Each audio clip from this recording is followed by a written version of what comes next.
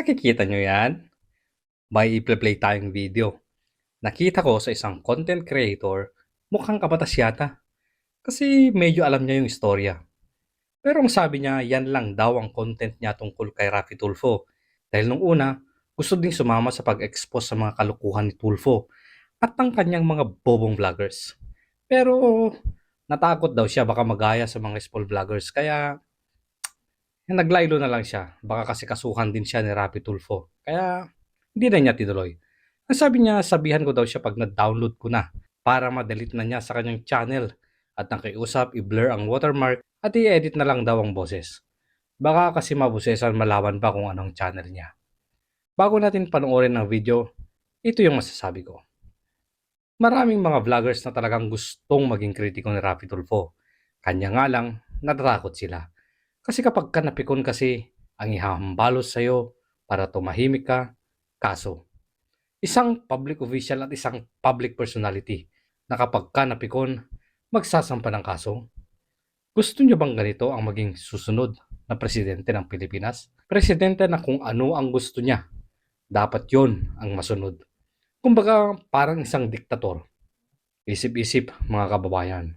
So narito yung video, ating panoorin. Isang mainit na banggaan ngayon ang nagaganap sa pagitan ng dalawang grupo sa mundo ng social media. Ang dalawang grupo na ito ay ang mga kritiko ni Senator Raffy Tulfo at ang kanyang mga vloggers na nagtatanggol sa kanilang idolo. Bakit nga ba napakainit ang banggaan ng dalawang grupo na ito na umaabot na nga ng pagsasampa ng mga kaso? Ang dalawang kilalang mukha sa dalawang grupo na ito ay sina Attorney Rani Randolph Libayan na may YouTube channel na Batas Natin at si Romel Malapira na may YouTube channel na Meloyap Reacts. Sa isang mabilisang pag-search sa Google, si Attorney Libayan ay nakamit niya ang bachelor's degree sa Environmental Science mula sa Benguet State University at law degree mula sa University of Baguio. Samantala sa simpleng pag-google naman sa pangalan ni Romel Malapira ay ito ang mga impormasyon na lumabas. Si Romel Malapira ay isang dating OFW at isang IT expert na naging isa sa mga resource person ni Senator Raffy Tulfo sa pagdinig tungkol sa online paluwagan scam ng mga OFW. Pinatutunayan naman ng mga impormasyon sa internet na si Romel Malapira aka Meloyap ay nasangkot na sa mga usapang scam at hacking, kaya naman alam niya kung paano ito gumagana at tama lang na siya ang magpaliwanag kung paano gumagana ang pang-i-scam o ang mga hacking. Si Attorney Libayan ay tunay nga na kritiko ni Senator Raffy Tulfo dahil sa kanyang channel ay halos araw-araw meron siyang content patungkol kay Senator Raffy Tulfo at tinatawag ng kanyang community na DDT o Daily Dose of Tulfo. Sa kanyang mga komentaryo ay madalas nga na hindi sang-ayon si Attorney Libayan sa mga ginagawa o sinasabi ng nasabing senador, lalo na kung ang pinag-uusapan ay patungkol sa batas. Ang ginagamit ni Attorney Libayan bilang reference niya sa kanyang mga reaction videos ay madalas ang mga videos mula sa programa ng nasabing senador na wanted sa radyo o Raffy Tulfo in Action o sa mga hearings na ginaganap sa Senado kung saan ay kasama ang nasabing senador. Dahil dito ay nag-file ng kaso ang Raffy Tulfo in Action Foundation ng copyright infringement laban kay Libayan dahil anya ang foundation ang may-ari ng mga videos ng wanted sa radyo. Dahil nga sa madalas gawing content ni Libayan ang mga videos ni Raffy Tulfo ay sa isang episode ng Wanted sa radyo ay nakapagbitaw si Raffy Tulfo ng mga salitang hindi nagustuhan ng kanyang mga kritiko. May manggagalitin na naman, manggigigil na naman. Kaya mo na sen. Hindi, kaya mas gusto ko pag habang nagagalit, natutuwa, promise, I swear to God, natutuwa ako dahil makikita mo yung parang may sakit na eh. Totoo yun. Mas maganda nga, tuntua ko habang gigil. Ay basta't may Sabi ko, marami ka na makakampi. Baka balang isang araw, tumaob na lang. Wag naman. Dahil sa video na yan, ay pinanguhuluganan naman ni Attorney Libayan bilang isang death wish sa kanya kahit nasa nasabing video ay hindi siya pinangalanan. Subalit, ayon kay Libayan, ay marami siyang ebidensya na siya nga ang pinatutungkulan ng senador dahil anya ay marami siyang mga nakuhang screen recordings sa live comments at mga comments sa baba ng nasabing episode na dito nga ay alam na alam ng mga tagapanood ni Raffy Tulfo na siya ang sinasabihan ng senador. Ang live chat comments ay hindi na ngayon available sa publiko at ang mga comments sa baba ng episode na yan ay tila na filter na dahil wala na nga ang dating mga comments doon.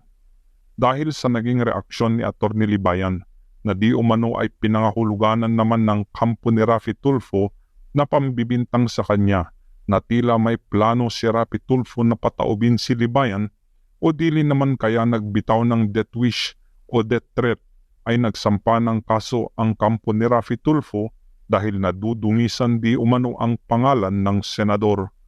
Sa affidavit ni Raffy Tulfo na inilabas ni Romel Malapira ay kapansin-pansin na ang mga depensa di umano ni Tulfo ay tila nagbibiroan lang daw sila ni Atty. Freddy Villamor sa mga pagkakataong iyan. Bukod kay Atty. Libayan ay may mga small vloggers din na nasama sa pagkakaso ni Raffy Tulfo ng cyber libel. Ayon sa mga impormasyon na ipinalabas din ni Romel Malapira, ang mga small vloggers na ito ay kinabibilangan ni Apolona at I.M. Sean Wayne. Sa labanan nga ng magkabilang grupo ay tila lumalim palalo ang naging banggaan nila nang may palabas ng Daily Tribune ang isang artikulo na si Raffy Tulfo ang endorser ng isang Ponzi scheme o ang produkto ng isang Ponzi scheme. Dahil sa artikulo na ito ng nasabing pahayagan ay nangalkal na naman ang grupo ni Libayan ng mga iba't ibang ebidensya para malaman na ang lawak o lalim ng pagkakasangkot ni Raffy Tulfo na ayon sa pahayagan ay isang Ponzi scheme.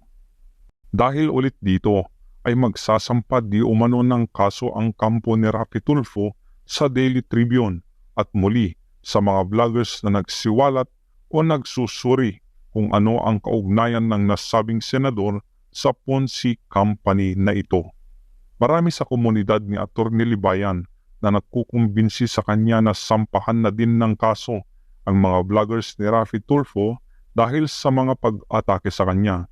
Kaya naman ay naglabas na din ng video si Libayan na ngayong 2024 ay tila mag-iiba ang ihip ng hangin dahil sa hiling ng kanyang komunidad o hiling ng mga vloggers ni Tulfo na sampahan na din sila ng mga kaso. Isa sa mga nakikita ng mga netizens ay maaaring masampahan ng kaso ay si Romel Malapira aka Melo Yap dahil sa paglalabas sa publiko nito ng isang pribadong dokumento at yun ay ang affidavit ni Atty. Libayan.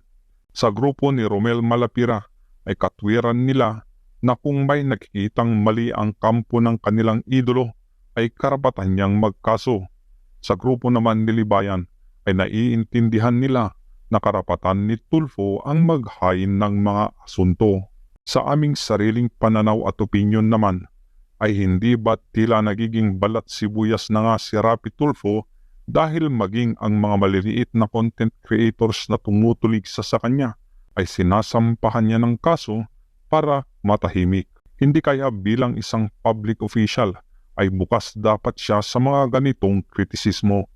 Hindi kaya masyado nang umaabuso ang isang senador sa katauhan ni Raffy Tulfo. Ang isa pang nakapagtataka ay tila baga hindi man lang naibabalita sa mga mainstream media ang mga ginagawa ni Raffy Tulfo na kaliwat kanan ang pagsasampa ng kaso nito sa kanyang mga kritiko. Ngunit tila hindi na magtatagal at sasabog na din ito sa mainstream media dahil sa magiging ingay na gagawin ng Daily Tribune. Ano sa palagay nyo? Dapat bang ganito ang asal ng isang senador? Na kung may mga taong naglalakas ng loob para tuligsayin ang kanyang mga pagkakamali ay sasampahan niya ng multiple cyber libel.